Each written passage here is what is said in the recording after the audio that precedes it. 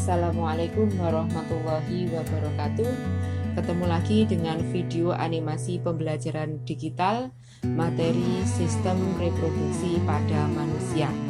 Mata pelajaran IPA MTS kelas 9 semester ganjil disajikan oleh Nurul Ernawati Sarjana Pendidikan MTS Negeri 2 Trenggalek, Provinsi Jawa Timur.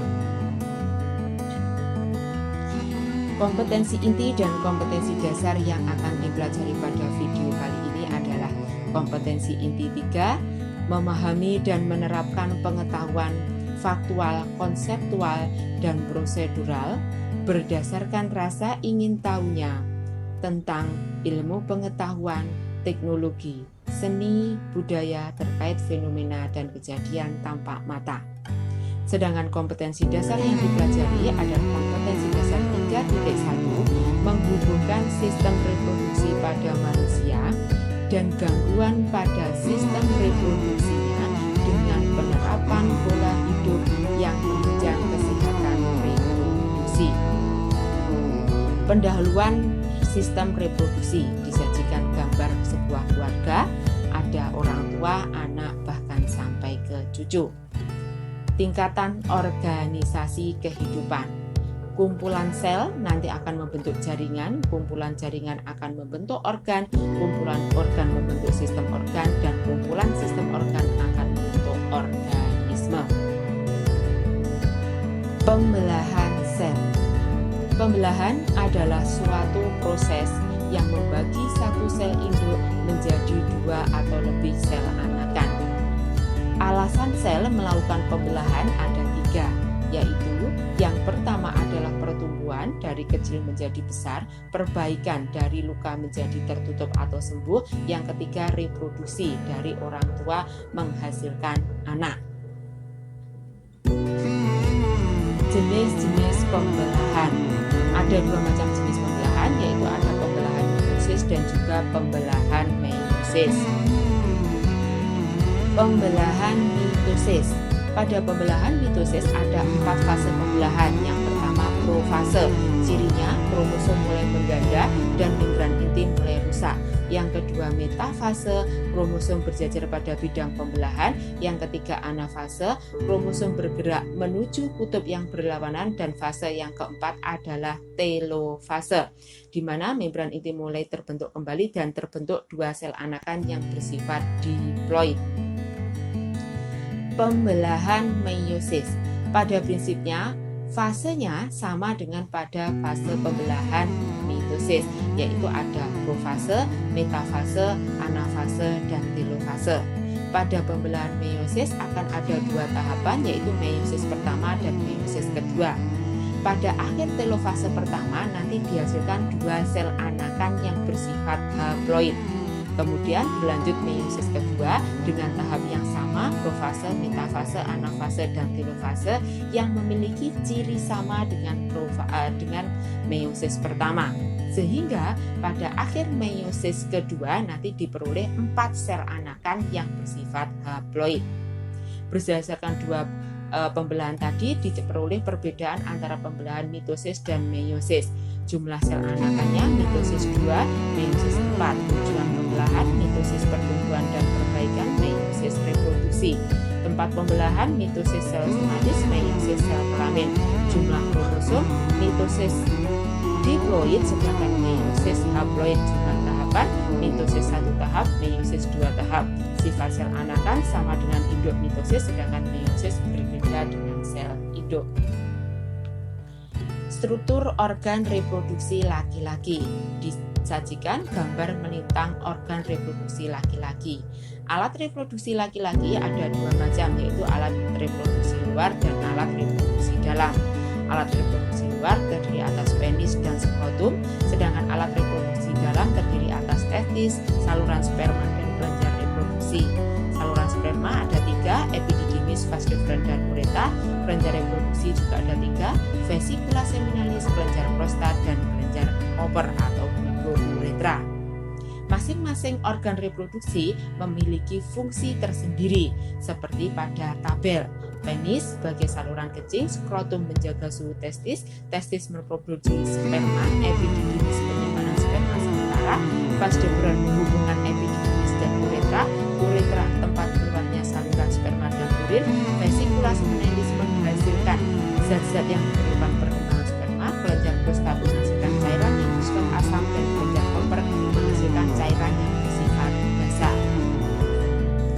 Struktur organ reproduksi perempuan. Disajikan gambar melintang organ reproduksi perempuan. Alat reproduksi perempuan juga ada dua, yaitu ada alat reproduksi luar dan alat reproduksi dalam. Alat reproduksi luar terdiri atas vulva dan labium, alat reproduksi dalam terdiri atas ovarium dan saluran reproduksi. Saluran reproduksi ada 3, saluran telur, rahim, dan vagina. Masing-masing organ memiliki fungsi tersendiri seperti pada tabel. Ovarium menghasilkan sel telur, saluran telur tempat terjadinya fertilisasi, infundibulum meneruskan saluran telur, rahim tempat berkembangnya janin, endometrium membatasi rongga rahim, serviks menghubungkan antara vagina dan rahim, vagina menghubungkan lingkungan luar dan dalam, fimbriae menangkap sel telur yang dihasilkan ovarium. Spermatogenesis. Spermatogenesis adalah proses pembentukan sperma. Spermatogenesis terjadi pada testis atau tubulus feminivorus. Tahapan spermatogenesis, spermatogonium mengalami mitosis menghasilkan spermatosit primer, mengalami meiosis pertama menghasilkan spermatosit sekunder, selanjutnya mengalami meiosis kedua menghasilkan spermatid, dan spermatid berdiferensiasi menghasilkan spermatozoa. Oogenesis. Oogenesis adalah proses pembentukan ovum atau sel telur. Oogenesis terjadi di dalam ovarium. Oogenesis dimulai sebelum anak perempuan dilahirkan. Disajikan gambar ovarium bersama dengan perkembangan folikel-folikelnya. Tahapan oogenesis, oogonium mengalami mitosis menghasilkan oosit primer, mengalami meiosis pertama menghasilkan oosit sekunder, mengalami meiosis kedua menghasilkan ootit, dan akhirnya akan menghasilkan ovum. Dilanjut dengan siklus menstruasi. Siklus menstruasi merupakan suatu keadaan keluarnya darah, lendir, dan sel-sel epitel yang menyusun dinding rahim. Menstruasi terjadi apabila sel telur yang dihasilkan oleh ovarium tidak dibuahi oleh sperma. Siklus menstruasi ada 3, yaitu menstruasi, proliferasi, dan sekretori. Disajikan penampang dinding rahim pada 3 fase dan juga konsentrasi hormon-hormon menstruasi pada siklus menstruasi. Fertilisasi. Fertilisasi adalah proses peleburan antara inti sel sperma dengan inti sel telur sehingga membentuk zigot. Fertilisasi terjadi di dalam saluran telur atau tuba falopi atau ovidum.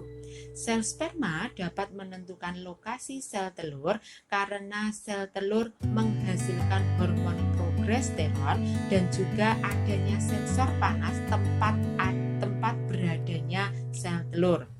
Ovarium akan mengalami ovulasi menghasilkan ovum, ovum akan mengalami fertilisasi akan membentuk zigot, zigot nanti akan membelah sehingga menghasilkan morula. Morula nanti akan berkembang menjadi blastula atau blastosit. Blastosit akan menempel pada dinding rahim. Apabila pada dinding rahim menempel dengan kuat, maka akan terjadi kehamilan. Jadi, setelah terjadi fertilisasi akan terbentuk zigot. Zigot akan membelah dan berkembang menjadi embrio yang akan tertanam atau mengalami implantasi ke dalam endometrium.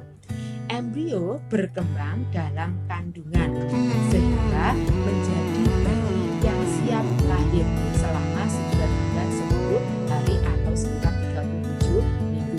Perkembangan embrio dibagi menjadi 3 periode atau trimester. Trimester pertama dengan ciri-ciri seperti gambar, trimester kedua seperti pada gambar cirinya, dan trimester ketiga siap untuk dilahirkan. Bayi berada di dalam amnion selama di dalam kandungan.